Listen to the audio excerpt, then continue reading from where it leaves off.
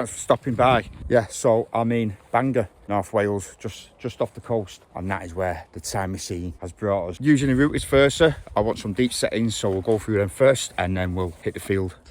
Before we do that, I need to thank you. The channel has hit 6,000 subscribers, which is great for me. I know that there's a possibility of 6,000 people checking my content out. I really do appreciate it. I remember when I got my first 1,000, I was like telling my mum and that, you know, tell it family, I've got 1,000 subscribers. A few years later, I've got 6,000. So thanks for coming along and getting involved. Right, let's get these settings done on the Versa. But if you've never seen the Versa, it's got a lot of features on this detector that I've never seen on your Mind Labs, on your Noktas, Garrett's or XP detectors. Now, on most detectors, you have multi-frequencies, and then you'll have about 5, maybe 6 single frequencies. The Versa has about 40. So it starts from 4, then it goes up in 2s all the way through, and then it hits 14.8 and it goes up in 6s all the way to 40. Now, no other detector I know has so many single frequencies on it. Now, over here, it might look like you've got 10 multis. Now, these are like, on most detectors, you have a frequency shift.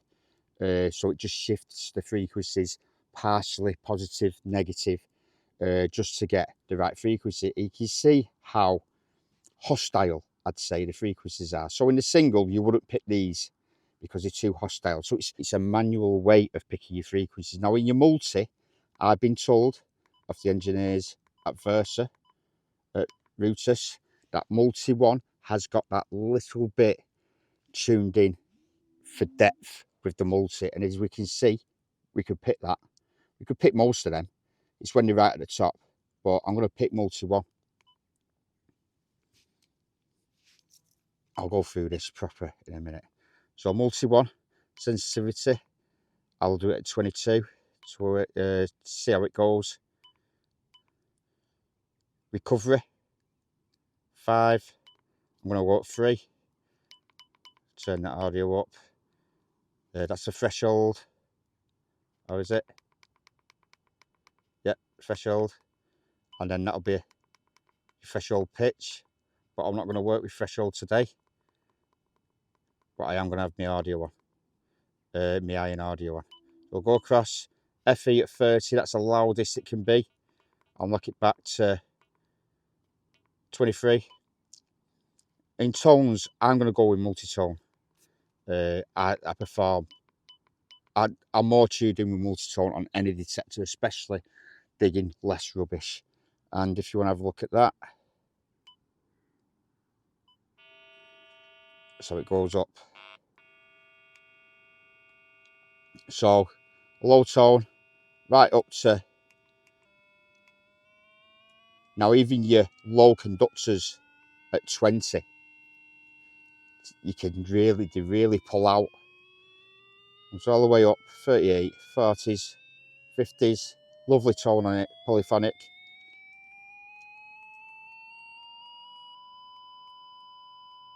And 80s are all the highest tone. I haven't really dug anything up in the 80s yet, but we'll see how that goes. So, yeah, I'm happy with that.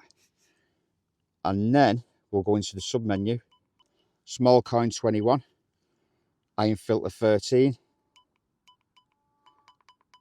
I'm not too troubled. I don't think there's going to be many bottle caps on here, so I'm going to have bottle cap off.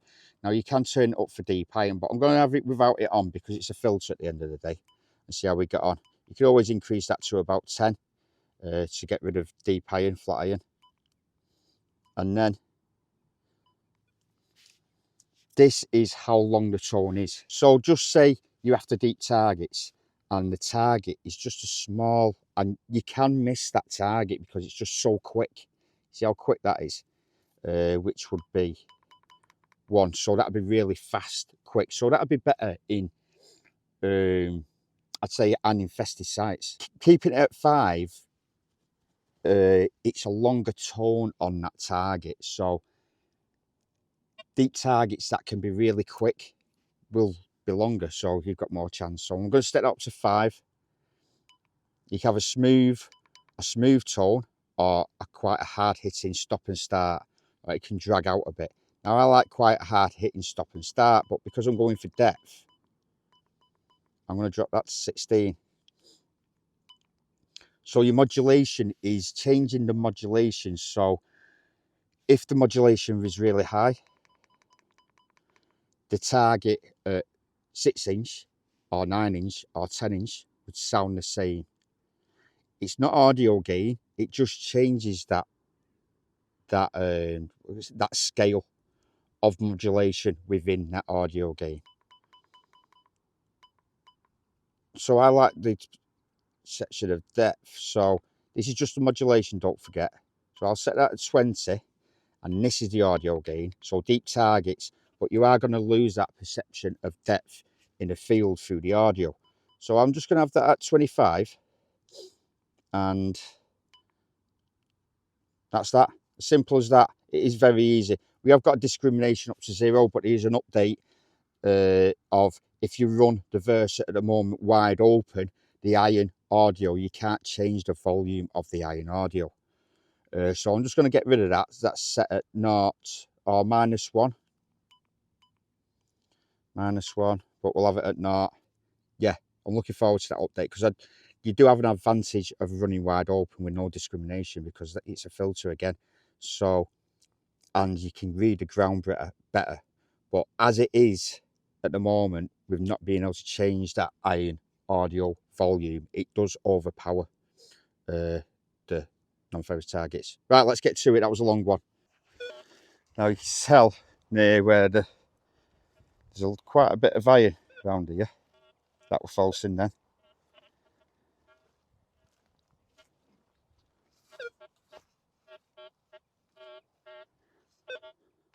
So what I'm going to do,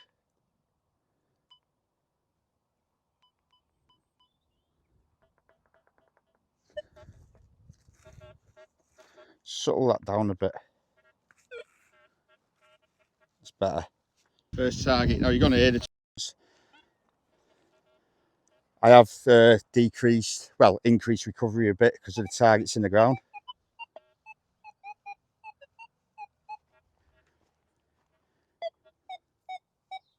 65, 62, sounds good.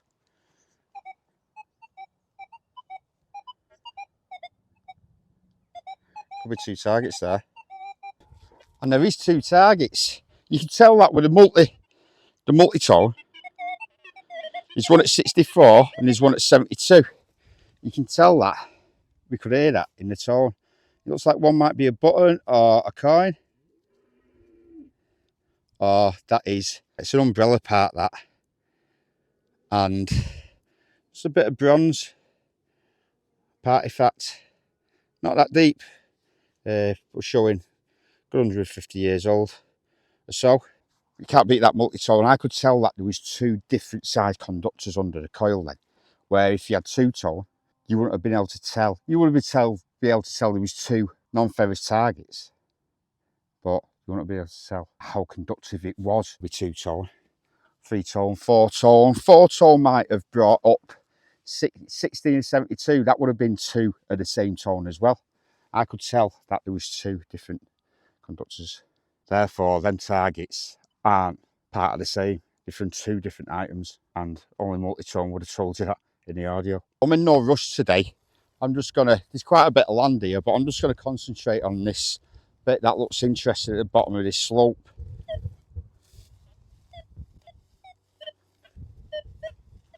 Falsing on iron that. If you look on my videos, I've got a short there showing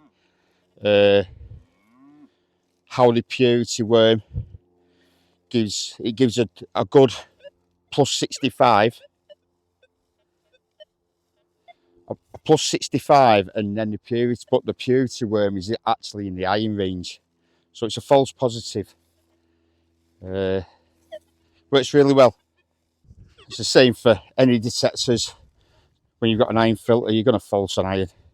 It's just knowing the telltale signs, and this holograph at the top really does help out. You can usually hear it in the audio. I mean, there's no iron grunt on some of it, but if you move the coil over the item, you'll find that the signal is choppy. It's not a clean hit in all directions. Grass is quite short now, which is always a good do, getting depth. The holograph isn't doing much, but we'll go off audio there. We'll dig that. So I see people getting confused with these ferro check, XY screen and holograph. Now,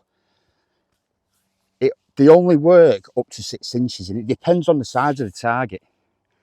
I've had deep iron, and it's shown on the ferro check at 9 inches. So the holograph wasn't working. So that's telling me that this is deeper than 6 inches. So it's good to go off them kind of things for depth of target, but also size of target. Now with the volume of it, how loud it was, it's more than 6 inches, but it's big. What is that? Some kind of clip. I would have thought. Is it a spoon that's been bent? I think it is. Is it silver? Have we got our first pure silver spoon? Because it's got the patina for it. It took me a while to figure out what that was then. But as you can see, that looks like a tiny spoon. Yeah, I think we're on to silver here.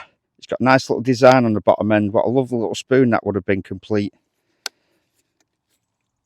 Let's give that a bit of a rub. I've got no tin foil to do the test, but you can see the white. That's part of silver patina, that, where it goes white. And on the other side, there we have the lion and the anchor. That is a silver spoon without the bowl.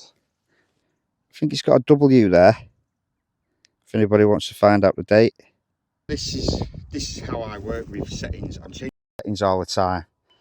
So what I'm going to do, I'm going to drop that back down to 3. And we don't want, for depth, we don't want many filters. So what I'm going to do is I'm going to drop that down, which is a filter. I'm going to drop that down to 9. See how we get on. Now only a shallow target. You can see the purity worm there in the hologram. Perfectly straight line, more or less. Plus 59. A mid-ish conductor. Absolute digger.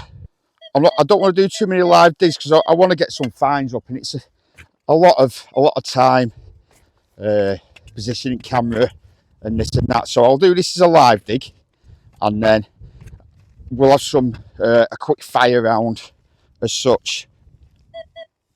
So in the all nice clear audio.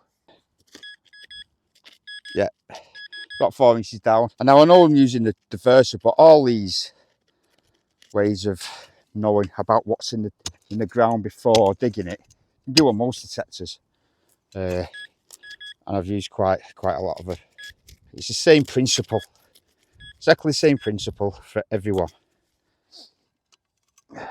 That's why when you get people going, oh, you've only been on that detector for like 2 weeks, it's like, yeah, but it's the same as the other detector I've used. It's just silencer, his iron filter, his iron bias, and you know that you're opening the iron filter, it's better, or the iron bias, it's better in iron to get non-ferrous targets from ferrous.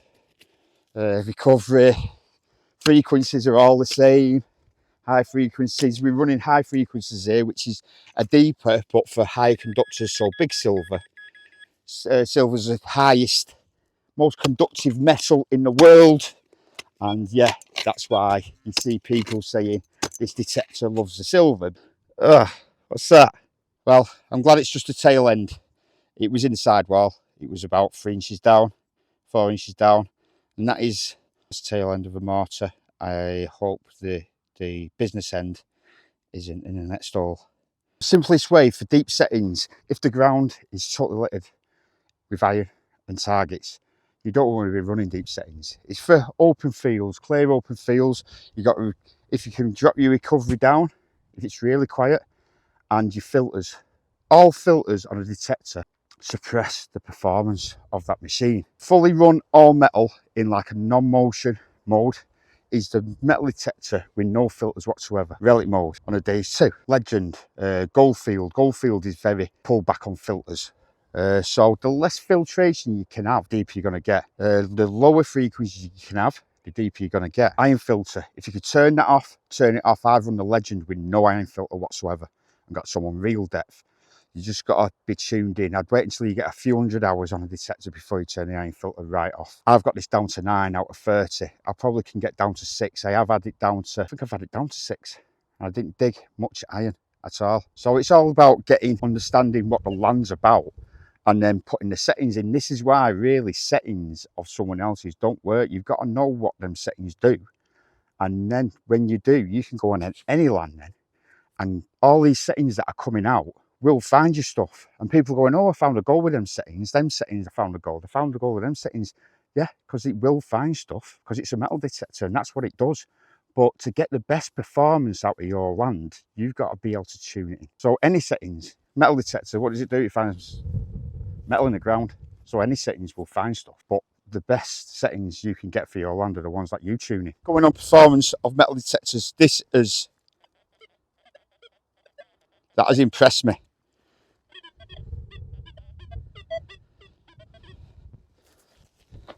Iron, big round pig iron, and you can see that was in the hole very, very close to each other in the same plug, only a small plug. And we've got ferrous next to non-ferrous. There's a small tiny whistle. Now I don't know if it's just the tip of the whistle and there was a back, or it was that big.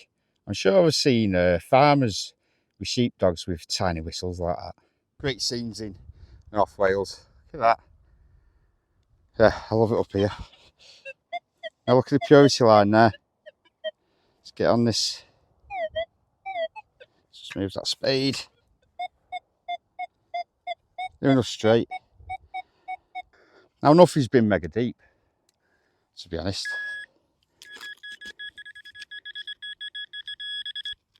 Okay, looks like a pound now. Ah, not a pound. 1 and 2p. That is cow pat. I just want to show you.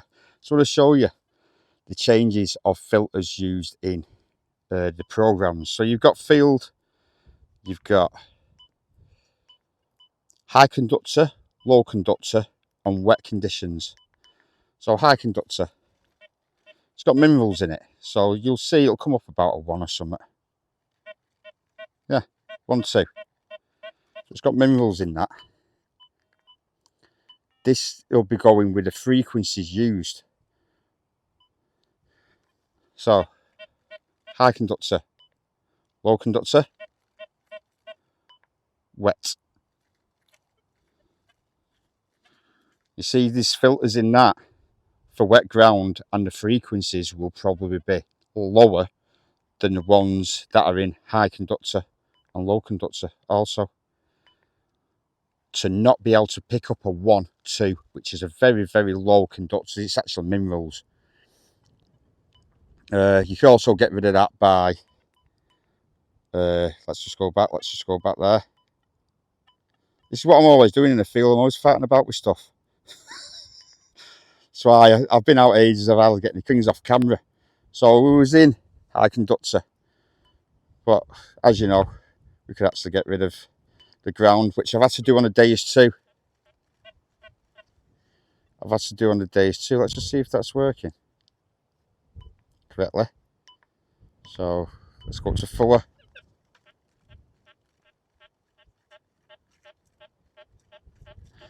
It's coming in the iron range now.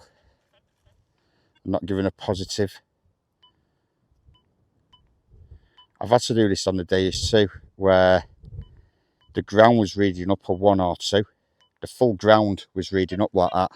That was the actual That was the actual ground. We're giving a 1 and 2 on a day's 2. Now, a ground balanced, and it still give a 1 or 2. So what I had to do, I had to discriminate out. I just raised my lower discrimination up to 2, and he got rid of the ground then. He weren't picking that ground up. I have followed this through to XP. Should I have to discriminate the ground? But yeah, maybe you do. Maybe you do, but I couldn't run wide open on that terrain. Believe it or not, multi-wet will be the deepest on this detector, but you've got to remember it will only pick up large targets. It's the same on the Legend M3 is for wet conditions and to not pick up the halo effect or mineralized rock. So it's running some filters, but it's running really low frequencies as well. And you don't have to use it in wet conditions. You can use it in dry. So this is high conductor. This will be deeper in wet if you want to try wet. Plus, it's great at, say in a park, forget about the gold if you're using multi-wet or high conductor. Forget about the gold. But if you want to pick the coins out, because of the low frequencies used, it will not pick up tinfoil. Tinfoil will be very, very weak. Small speckles of tinfoil, and the unmasking of wet on this, especially in park, and M3 on the Legend, general on the Deus 2 will be good because it's for wet conditions. You'll pick out unmask coins, high conductors from tinfoil very, very well. It goes right through all of the detectors. Now, for the point of the video, I will not be detecting on this top end of the field. Have you heard that? For something like that, I'd want an electrical smaller coil, and I'd run totally different settings. And seeing that this is deep pasture settings, I'm not going to mix it up now. I'll do a separate video on patches like this, which are very active with iron and bits and bobs. Loads of bits of iron in there. Popping on the iron. There'll be some goodies in there somewhere. It's normally a good place. Obviously, iron patches show human activity.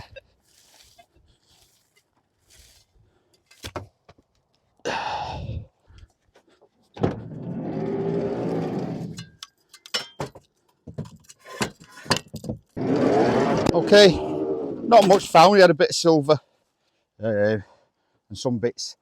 My wrist is still hurting. I've got no feeling in my hand using that detector. It's got a bit of weight to it. But I just wanted to get some content out, especially on the Versa. I love using that machine. I really am enjoying it. And Arek is working on some really, really nice updates just to better the detector. Always busy doing stuff. He's working on a few bits now as we speak. I'm heading back to the beach for him to test out this ground balance. So yeah, back in time machine, and I'll see you on the next one. Yeah, stick us a thumbs up if you enjoy the content and that. You know, it makes sense.